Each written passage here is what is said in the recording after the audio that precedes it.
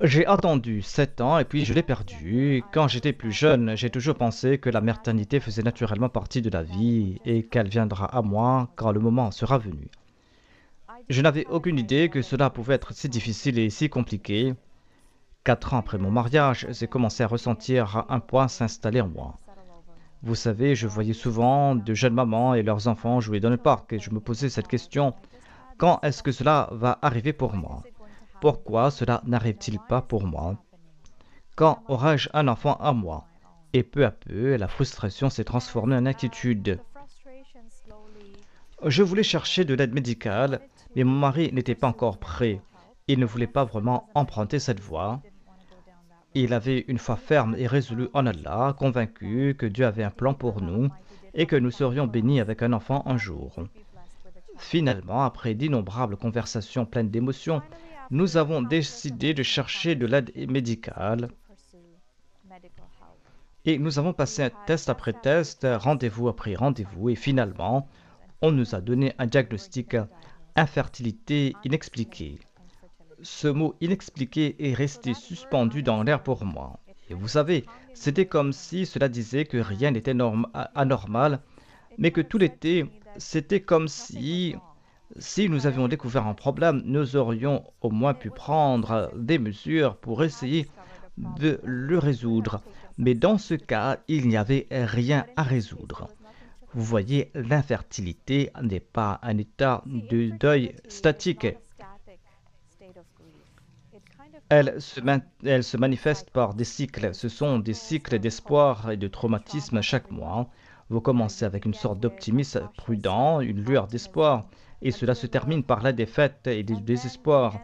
Et vous réalisez que ce mois-là, non plus, vous n'avez pas apporté les nouvelles que vous espériez.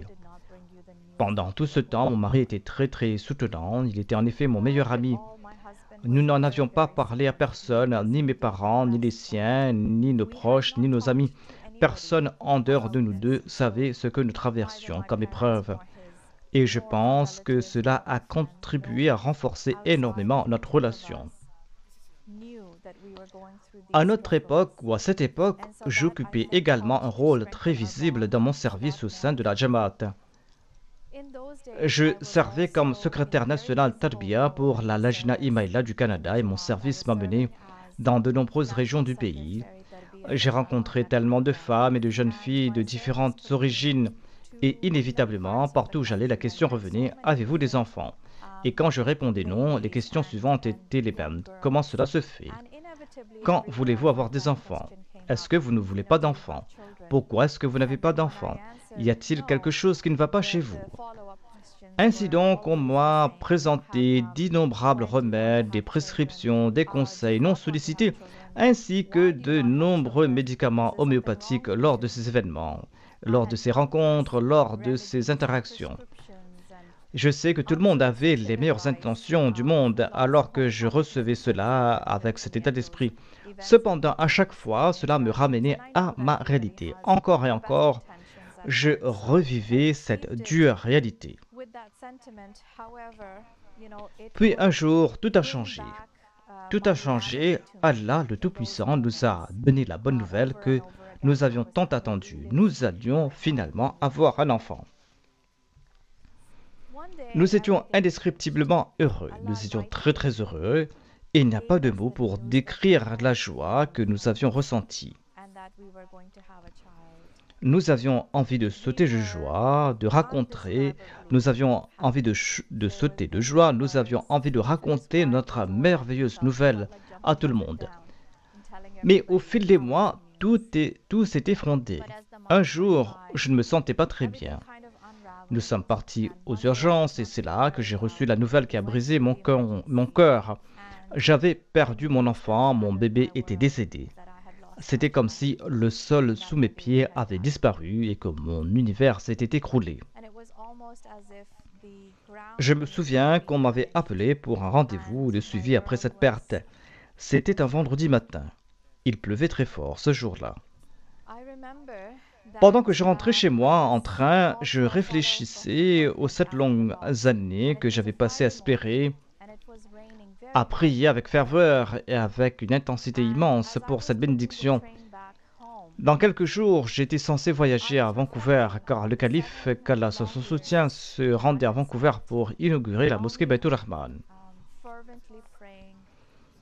J'étais envahi par ces pensées et je ressentais une douleur brute, une douleur sans filtre, une souffrance à la fois émotionnelle et physique. Je parlais à Dieu dans mon esprit et je lui ai dit, tu sais que je ne veux pas me rendre à Vancouver parce que je pense que tu n'as pas besoin de moi, tu n'as pas besoin de mon service, tu ne te soucies même pas de moi.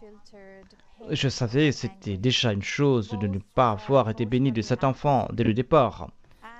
Nous aurions fait la paix avec cela et nous étions en train de faire la paix avec notre réalité, mais je disais à Dieu, tu sais, c'est comme nous l'avons dit dans le Saint-Coran. Vous dites il est dit que souvenez-vous de moi et je vais me souvenir de vous. Et partout où je me rendais, partout où je partais, toutes les personnes que je rencontrais, tout le monde disait que on doit parler de Dieu. Moi, là où je vais, je parle que de toi. Là où je vais, j'invite les gens à t'adorer. Je leur dis comment se rapprocher de toi. Et je leur dis de se souvenir de toi. Et je leur dis que tout ce que je fais, c'est de parler de toi, mon Dieu, parce que je t'aime tellement et que je voulais que tu sois satisfait de moi. Alors, qu'est-ce que je t'ai fait pour te déplaire, ô mon Seigneur? Et pendant que je parlais à Dieu, j'ai entendu une voix que je savais être celle de Dieu sans aucun doute. Et cette voix m'a dit cela en langue ourdou. Cette voix m'a dit en langue ourdou, Kya tumne apna wada pura kiya. C'est-à-dire, est-ce que tu as accompli ta promesse à toi? L'entendement qui a immédiatement éclairé mon cœur faisait référence à l'engagement de la Lajna Imaïla que nous récitons.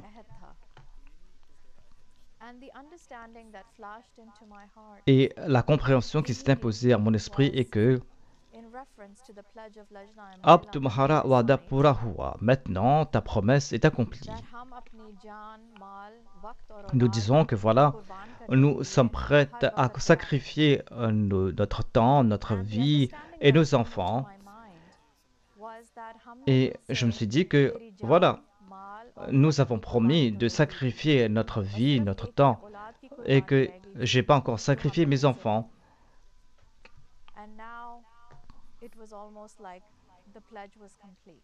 C'était comme si la promesse était complète. Quand j'ai entendu ces mots, ce qui a frappé mon esprit était la peur, parce que maintenant, j'avais peur que j'avais déplaît à Dieu. Ma motivation était que je dois annuler les paroles que j'avais prononcées quelques instants auparavant et de tout faire pour lui plaire. Donc j'ai demandé pardon à Dieu, j'étais résolu à me rendre à Vancouver et de faire ce que je devais faire. Je suis parti à Vancouver et j'ai eu la chance d'accomplir la salat derrière le calife. Et le dernier jour de mon voyage, pendant mon sajda, j'ai eu une vision. J'avais pénétré au paradis. Cela m'a vraiment donné le sentiment qu'Allah m'avait accepté et qu'il avait accepté mon sacrifice. Je suis donc rentré de Vancouver et la vie a repris son cours. Et quelques mois plus tard, Allah nous a encore une fois donné la bonne nouvelle que nous avions tant espérée. Nous avons pris beaucoup de précautions et avec une grande prudence et avec un optimisme mesuré. Alhamdulillah, par la suite, nous avons été bénis avec la naissance de notre fille qui se nomme Safa.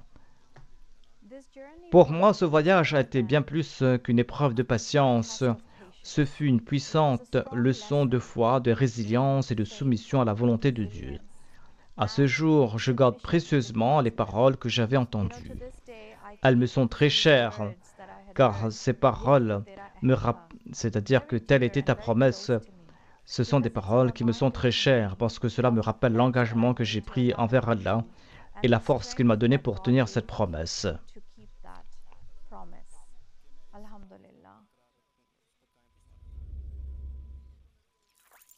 You're watching the God Summit, brought to you by the Review of Religion.